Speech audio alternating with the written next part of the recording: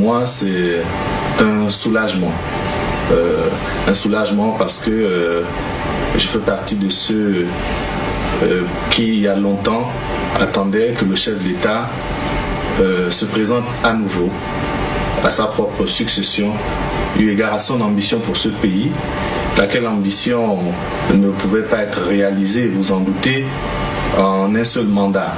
Et donc cette annonce, elle me réjouit, elle me satisfait, et je pense que avec d'autres, nous sommes résolus et déterminés à accompagner son Excellence M. le Président de la République, chef de l'État, dans ce challenge qui va débuter dans les prochains jours. La dernière fois, j'ai fait une vidéo là où je parlais de pourquoi est-ce que, à mon humble avis, je pense que le professeur Albert Ondossa s'est décrédibilisé politiquement en faisant une conférence de presse là où il y avait Alain-Claude Billy-Binzé, Ali Akbar Onanga et surtout Pierre Claver Manganga Moussavu. En vérité, ce que j'ai fait, c'est que j'ai donné mon analyse globale. Pourquoi je pense que c'était une très mauvaise idée de sa part de s'allier à ces personnes-là pour faire cette conférence de presse-là. Dans cette vidéo, je vais expliquer, je vais revenir un temps soit peu sur les grandes lignes, mais je vais également donner ce que le professeur aurait dû faire. En vérité, moi, je ne me donne pas comme message de dire que je suis un donneur de leçons. Non, je m'inscris vraiment en faux là-dessus parce que je pars du principe que il faudrait que je donne la possibilité à tout le monde de donner son point de vue et c'est ce que j'ai fait en fait. Donc, dans cette vidéo, comme je disais, je vais parler de ce que le professeur aurait dû faire à mon humble avis s'il voulait encore garder ses chances d'avoir cette crédibilité politique. Sur ce, on est parti. Salut, moi c'est Warren et bienvenue dans ma chaîne Vestige TV. Ici, on parle de développement personnel, on parle d'entrepreneuriat, on parle d'immigration aux États-Unis et on parle également de géopolitique. Ce sont des thématiques qui te parlent de choses à faire. La première, tu t'abonnes à la chaîne et tu partages la vidéo autour de toi. La deuxième, tu nous suis à travers nos réseaux sociaux, notamment Facebook et Instagram. Et vous savez, depuis un moment, on couvre un peu l'actualité africaine parce que actualité oblige, on est obligé. Beaucoup de choses actuellement se passent dans le continent africain et on n'a pas d'autre choix que d'interpréter cette actualité africaine. C'est-à-dire qu'on se balade entre le Gabon, le Congo, etc. Mais on fait tout vraiment pour parler de l'actualité africaine parce que si on ne parle pas de ça, c'est pas d'autres personnes qui vont parler de ça. C'est la raison pour laquelle on s'intéresse beaucoup à l'actualité africaine en ce moment. Mais ça ne veut pas dire qu'on ne va pas parler d'entrepreneuriat, on ne va plus parler de développement personnel, on ne va plus parler d'immigration aux États-Unis ou de Canada. Non, c'est pas ça le but. Mais comme je disais, actualité oblige, on est obligé de parler de l'actualité africaine pour le moment. Alors, comme je disais, en vérité, j'ai fait une vidéo la dernière fois là où je parlais du fait que pour moi, pour ma part, je pense que c'était une mauvaise idée pour le professeur Albert Ondossa de faire une conférence de presse là où il y avait les trois mousquetaires, c'est-à-dire Billy-Binzé, Ali Akbar Onanga et Manganga Moussavu. Parce que je trouve premièrement que Billy-Binzé a été le premier ministre du gouvernement déchu.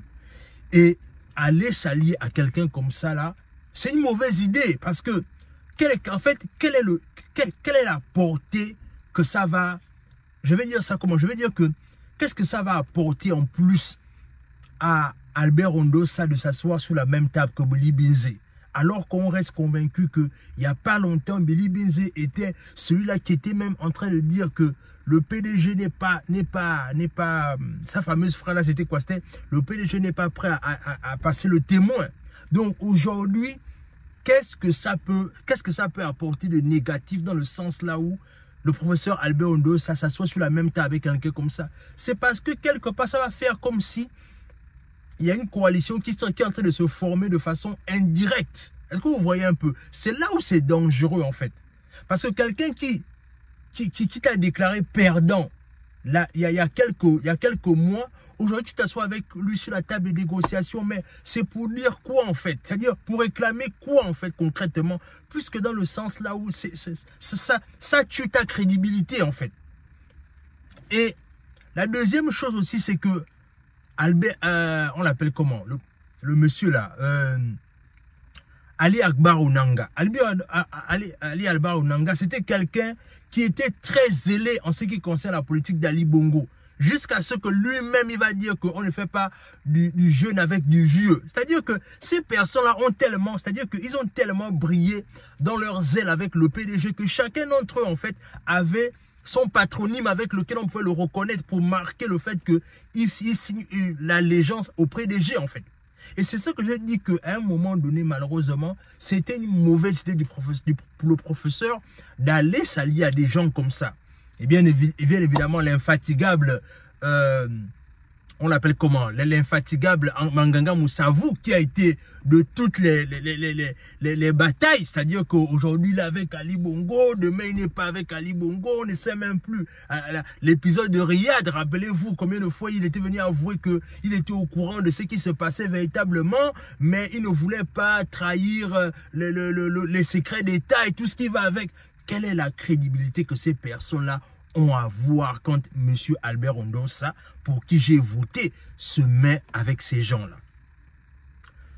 Alors, il y a des gens qui ont dit dans les commentaires, par exemple, que, mais oui, pourquoi ne pas aussi parler quand le président Oligui a rencontré les mêmes personnes-là? Vous savez, je vais bien dire une chose. Un, je n'appartiens pas à un clan.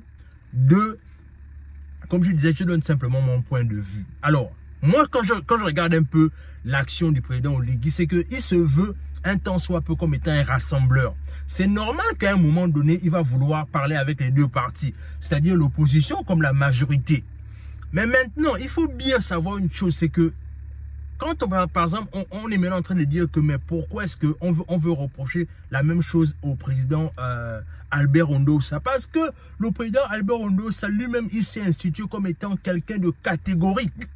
C'est-à-dire, les gens vont simplement te réclamer la façon dont tu t'es présenté à eux, en fait. Tu as été quelqu'un de catégorique, reste catégorique jusqu'à la fin, en fait. C'est là où c'est important que le président Albert Ondossa ne puisse pas perdre, que je veux dire, sa crédibilité, dans le sens là où il s'allie avec ces personnes-là, parce que c'est quelqu'un qui a été radicaliste depuis le départ. Maintenant, ce que le professeur aurait dû faire, et c'est là où je vais marteler vraiment pour que les gens comprennent que je ne suis pas seulement là pour donner des leçons à ces personnes-là qui sont mes pères, on va dire ça comment, mes aînés. Non, c'est pas ça. Mais je vais également proposer des solutions. Ce que le professeur aurait dû faire, c'est que, en vérité, il aurait dû écouter l'appel du professeur Daniel Mengara, qui lui avait dit que, il avait dit ça dans un live, là où il disait que il faudrait que le professeur continue à réclamer sa victoire. Dans le sens là où, en continuant à réclamer sa victoire, ça fait en sorte qu'il ne se mélange pas à n'importe qui, mais il continue simplement à exiger le fait que le pays revienne à l'ordre constitutionnel, c'est-à-dire que ce sont les civils qui doivent repartir au pouvoir.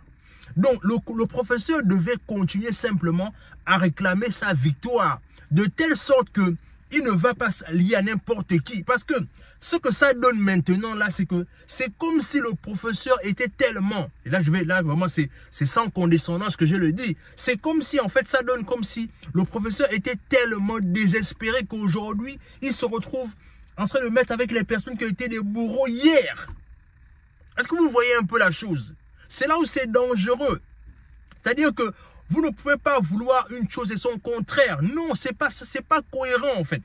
Le professeur aurait simplement dû rester dans sa logique de réclamer sa victoire. Mais aussi, ça aurait continué à lui donner une constance dans la sphère politique pour les prochaines élections présidentielles.